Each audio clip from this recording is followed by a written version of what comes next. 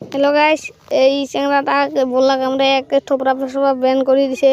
একে চোখের অবস্থা নাই। এই দেখেন লাউ, মেলা লাউ ধরছে। লাউ বাগান মানে এত লাউ ধরছে মানে কয় না যায়।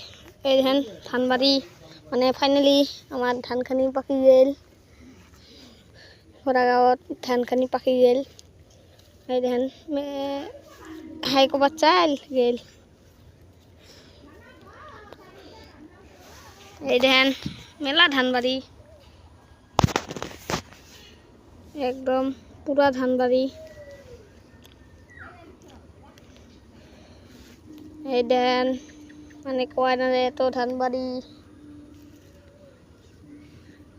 এই যে মোর বোন এবার হাই কবে দেখেন, হাই দেখছেন মোর বোন এবার হাই কইছে। এবার দেখেন এই দেখেন আরো ধানবাড়ি, মেলা ধানবাড়ি। এই দেখেন, এই দেখেন ধানবাড়ির মধ্যে আমরা এবার মোর মুখ দেখেন, এটা মোর মুখ। এই দেখেন ধানবাড়ি মেলা। এই দেখেন ভিডিও শেষ।